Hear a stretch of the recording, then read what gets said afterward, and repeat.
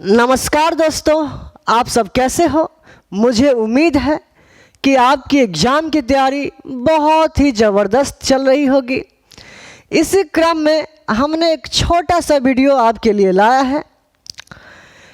इस पे जो 7th क्लास ज्योग्राफी का 6th चैप्टर है, 7th क्लास ज्योग्राफी का 6th चैप्टर है।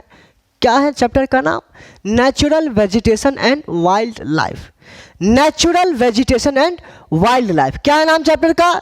Natural vegetation and wild life. Students हमेशा मुझसे शिकायत करते रहते हैं कि सर आप कैसे पढ़ाते हो, चैप्टर का भी नाम याद करवा देते हो। खैर आगे चलिए, क्या है नाम चैप्टर का? Natural vegetation and wild life, है ना। इसमें पेड़ पौधों के बारे में, फॉरेस्ट के बारे में दे रखा है, ग्रास लैंड के बारे में दे रखा है।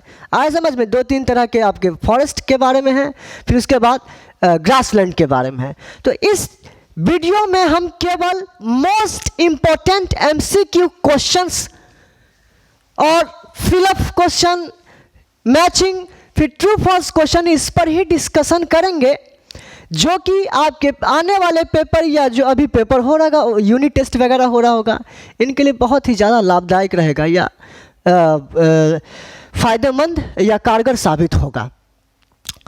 आए समझ में? इसलिए हमारे लिए इम्पोर्टेंट हो जाता है। तो चलिए अपने टॉपिक पे चलते हैं और शुरू करते हैं। क्या है पहला? तो पहला टॉपिक आपका मल्टीपल चॉइस क्वेश्चन यानी कि MCQ क्वेश्चन। तो MCQ क्वेश्चन क्या होता है आप सबको पता है, 4 ऑप्शन होता है, उनमें से एक को आपको टिक करना होता है या बताना होता है। ठीक, तो पहला क्वेश्चन है, grass lands grow in the region of moderate rain, heavy rain, poor rain या नन ऑफ दिस। ये क्वेश्चन कह रहा है कि जो ग्रास लैंड होता है, घास का मैदान होता है ना। घास छोटे छोटे मैदान में नहीं जाते, प्लेग्राउंड वगैरह में देखते होंगे, क्रिकेट का मैदान, फुटबॉल का घास का मैदान होता है ना।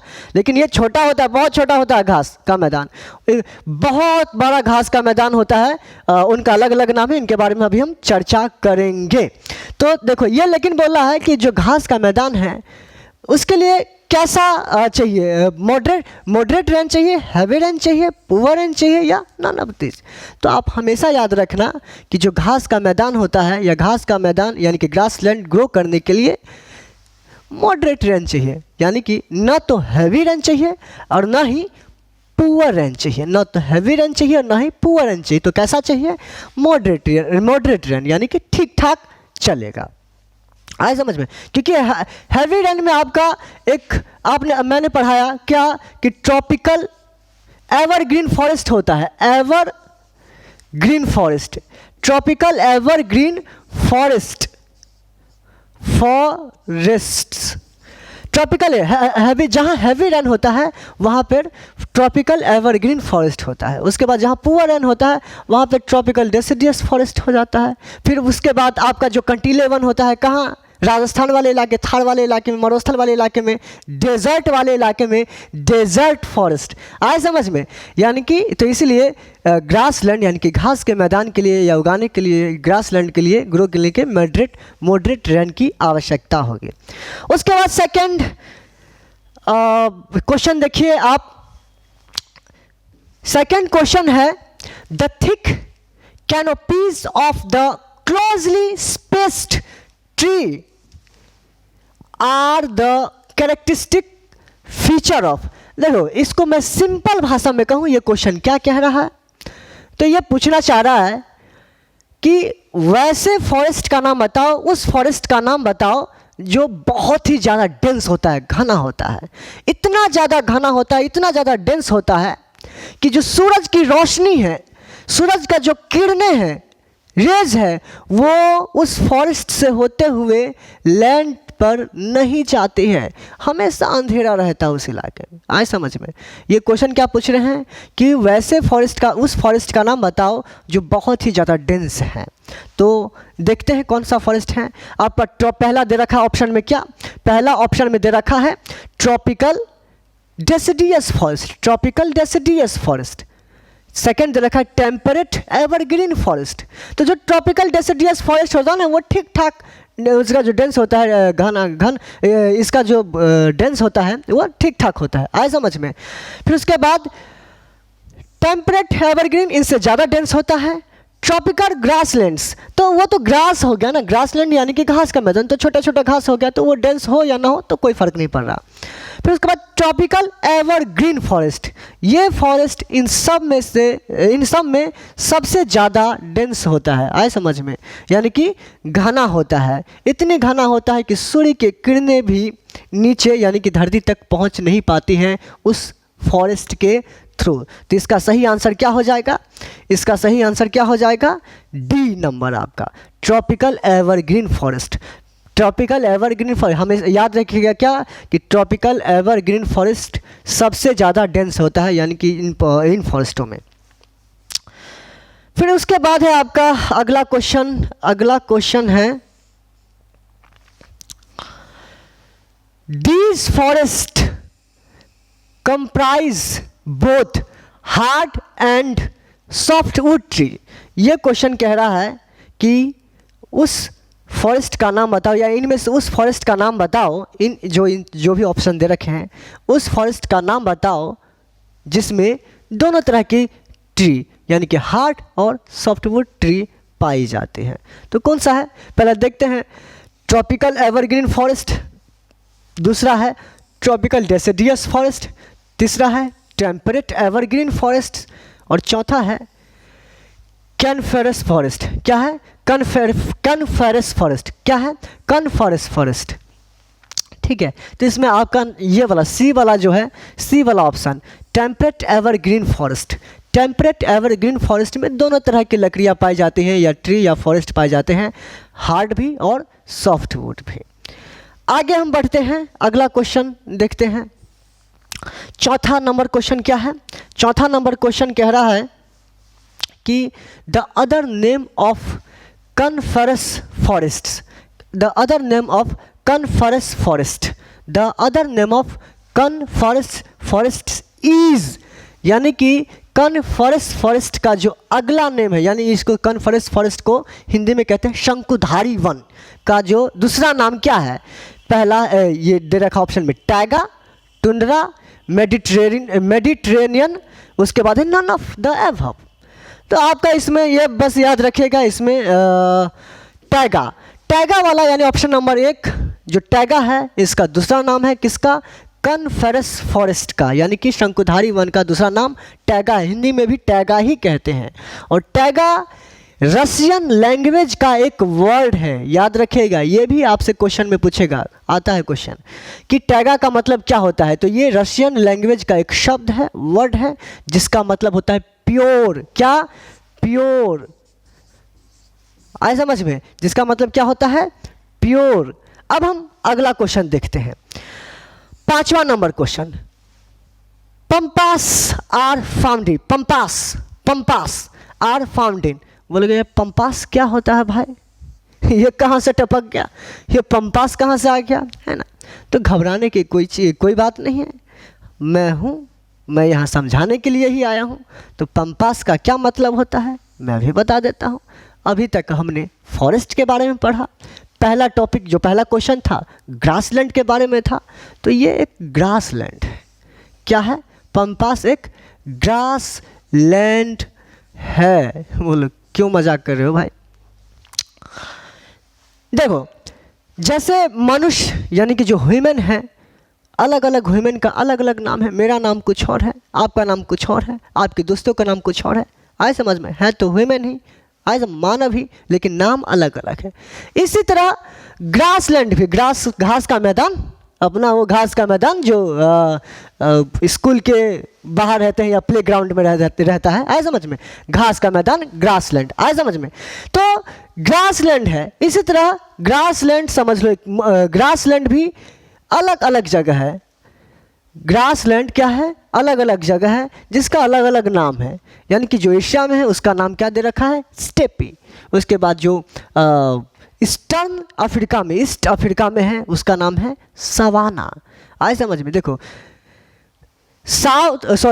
ईस्टर्न यानी कि ईस्ट अफ्रीका के ग्रासलैंड का नाम, ईस्ट अफ्रीका में एक ग्रासलैंड है बड़ा सा, उसका नाम है, उस ग्रासलैंड का नाम है सवाना। क्या नाम है? सवाना। उसके बाद आपका एशिया में एक बड़ा सा घास का मैदान है, यानी कि ग्रासलैंड है, उसका क्या नाम है? स्टेपी। क्या नाम है? स्टेपी। उसी तरह से एक ग्रासलैंड है पंपास। क्या नाम है? पंपास। पंप से याद रखिएगा ना, पंप अपने खेतों में जो होते हैं, पंपास। क्या नाम है? पंपास। तो बोला पंपास जो ग्रासलैंड है वो कहाँ पाए जाते हैं? ईस्ट अफ्रीका में। लेकिन अभी हमने चर्चा किया, डिस्कस किया कि ईस्ट अफ्रीका में सवाना नामक घास का मैदान पाया जाता है, ग्रासलैंड पाई जाती है। उसके बाद बी, तो ये ऑप्शन नहीं होगा, ये गलत हो गया। दूसरा, ब्राज़ील में दूसरी तरह के ग्रासलैंड पाए जाते हैं। डी, वेनेजुएला में भी दूसरी तरह के ग्रासलैंड पाए जाते हैं। आपका आखिरी में रह गया ऑप्शन क्या? अर्जेंटीना। ये जो अर्जेंटीना है, अर्जेंटीना साउथ अमेरिकन कंट्री है। कौन सा कंट्री है? साउथ अमेरिकन कंट्री है।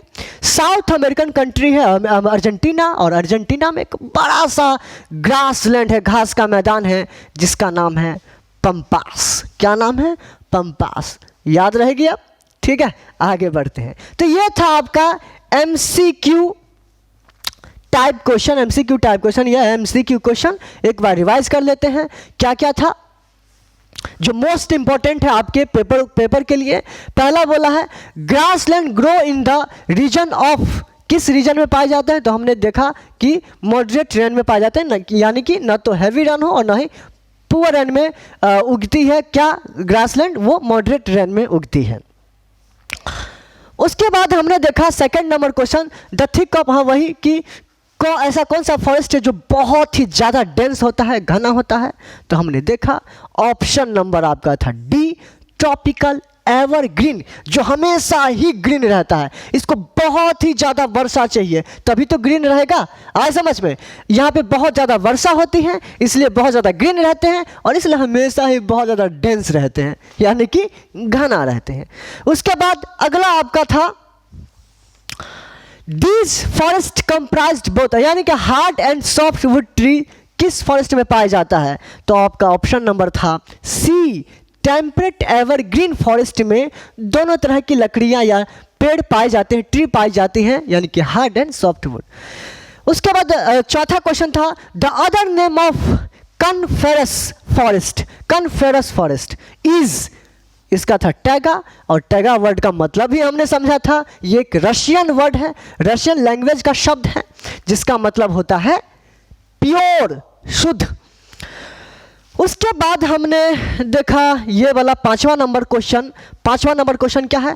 पंपास आर फाउंड इन, तो ये कहाँ पाई जाती हैं? ये अर्जेंटीना में पाई जाती है, जो कि एक साउथ अमेरिकन कंट्री है। अब हम आगे बढ़ते हैं।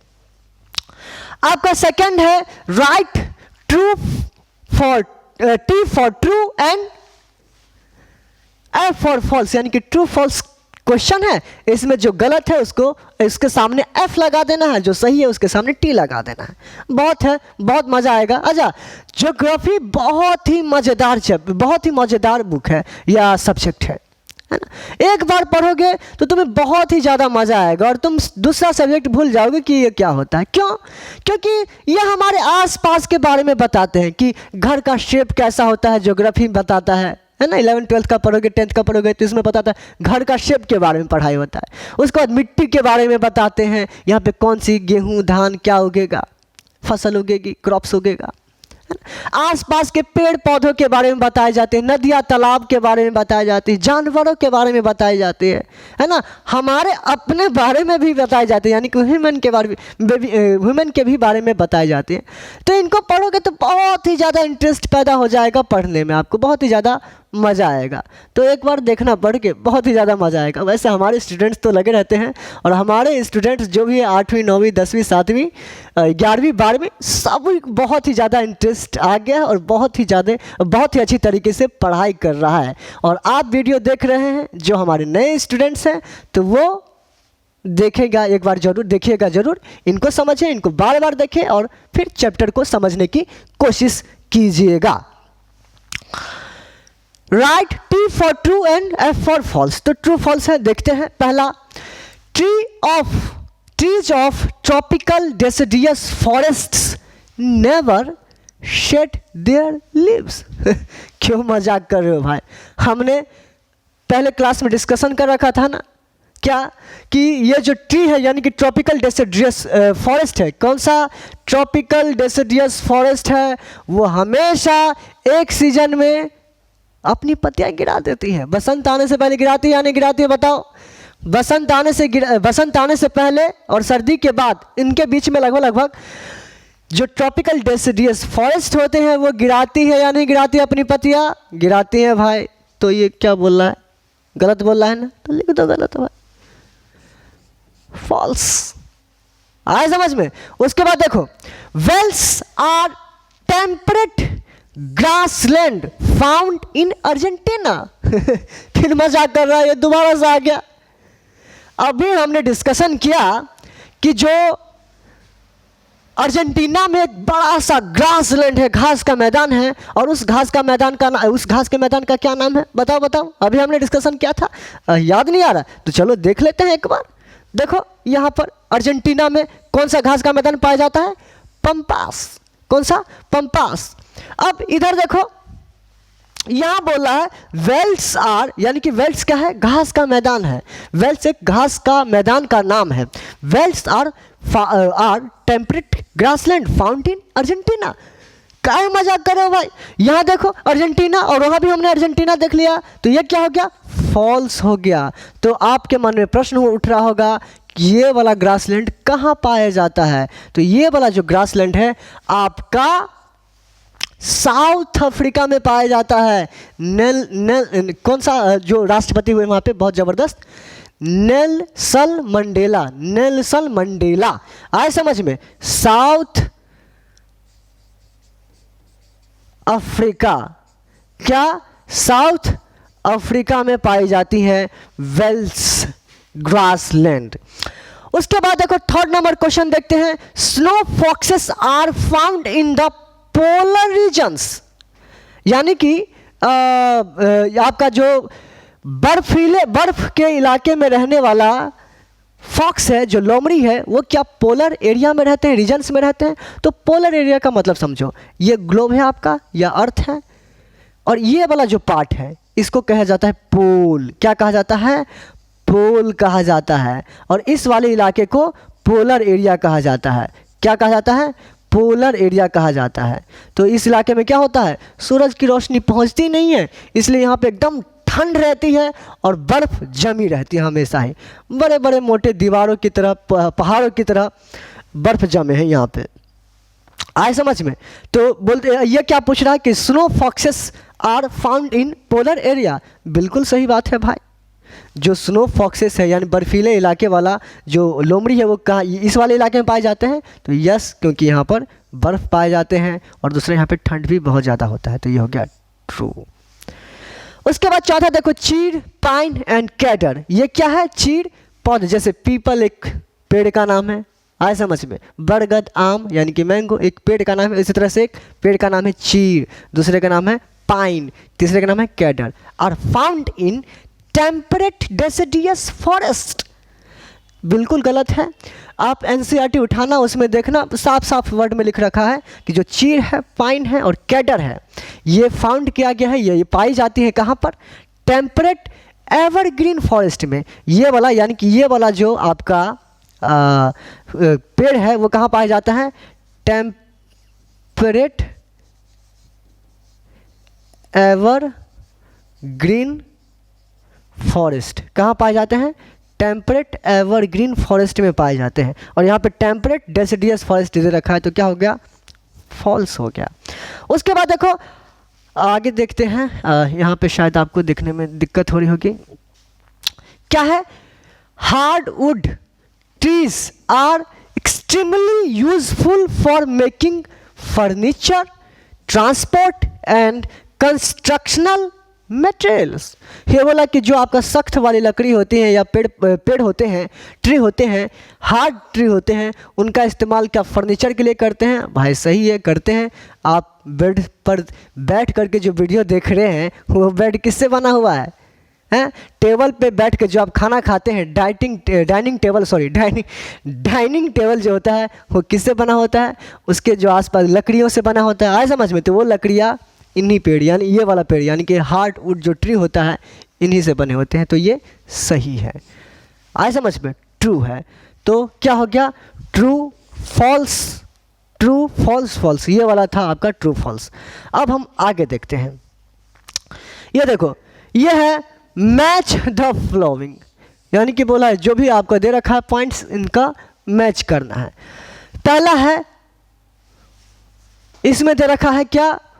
वेलरस, वेलरस क्या दे रखा है? वेलरस। उसके बाद दूसरा है कैडर, तीसरा है टीक। पहला है वेलरस, दूसरा है कैडर, तीसरा है टीक। ये जानवर का नाम है, आए समझ में? एनिमल्स का नाम है। ये कैडर ट्री है, टीक ट्री है, एलिफेंट जानवर है यानी कि एनिमल्स है। कैंपस ये आपका ग्रासलैंड है। क्या है? ग्रासलैंड। और ये डांस, ये भी ग्रासलैंड है। और उसके बाद ऑप्शन में आगे दे रखा है और softwood tree, an animal of tropical deciduous forest, a polar animal, temperate grassland in Australia, thorny shrubs, फिर अ हार्डवुड ट्री, और उसके बाद है ट्रॉपिकल ग्रासलैंड ऑफ ब्राजील। इनके बारे में तो अब देखो क्या क्या है, मैच करते हैं। पहला दे रखा वैलरस। तो वैलरस एक क्या है? वैलरस एक जानवर है, एनिमल्स हैं जो पोलर एरिया में रहते हैं। कहाँ एरिया, कहाँ रहते हैं? पोलर एरिया में। हमने पहले डिस्कस कर लिया। उसके बाद कैडर, कैडर एक सॉफ्ट वुड ट्री है। उसके बाद टीक, टीक एक हार्ड वुड ट्री है। टीक एक क्या है? हार्ड वुड ट्री है। उसके बाद एलिफेंट, एलिफेंट एक टेम्परेट ग्रासलैंड, सॉरी ये हमारा थोड़ा सा गलत हो गया है, माफ़ कीजिएगा। लेकिन देखते हैं अगला क्या होगा। अरे वाह, तो इसको हमें पूरा मिटाना पड़ेगा। खैर, तो हमने वैलरस का देख लिया था, ये पोलर एनिमल है। कैडर ये सॉफ्ट वुड ट्री है। उसके बाद टीक ये आपका हार्ड वुड ट्री है। उसके बाद जो एलिफेंट है वो आपका एन एनिमल है। एनिमल है किसका? ट्रॉपिकल डेसिडियस फॉरेस्ट का। क्योंकि डेसिडियस फॉरेस्ट के बारे में हमने पढ़ा कि ये बहुत ज़्यादा घना या डेंस नहीं होता है, इसलिए इनको हाथियों को रहने में थोड़ी सी आसानी होती है, क्योंकि इतने चौड़े लंबे होते हैं ना, है ना, उसको घना वाला थोड़ी ना इलाका चाहिए। तो ये कहाँ पर रहते हैं? ट्रॉपिकल डेसिडियस फॉरेस्ट में। उसके बाद देखो कैंपस है। कैंपस है ये आपका है Brazil, the tropical grassland of Brazil. कहाँ पे है? ये ग्रासलैंड है। कैंपस कहाँ पे है? ब्राज़ील का एक ग्रासलैंड है, उसका नाम है। डांस, ये डांस आपका ग्रासलैंड है जो कि कहाँ का है? ऑस्ट्रेलिया का है। कहाँ का है? ऑस्ट्रेलिया का है। कहाँ का है? ऑस्ट्रेलिया का है। 1 2 3 4 5 6 हो गया आपका। आए समझ में? तो ये था आपका MCQ question, MCQ type question. उसके बाद आपका मैचिंग, उसके बाद था आपका ट्रू फॉल्स क्वेश्चन, जो आपके आने वाले पेपर्स के लिए बहुत ही ज़्यादा इंपॉर्टेंट है। इसलिए आप इनको बार बार देखेगा, आपके लिए बहुत ही ज़्यादा फायदेमंद होगा और इंटरेस्टिंग भी है, बहुत ही ज़्यादा मज़ा आ रहा है। ठीक है, आज के लिए इतना ही। मिलते हैं अगले वीडियो में। धन्यवाद।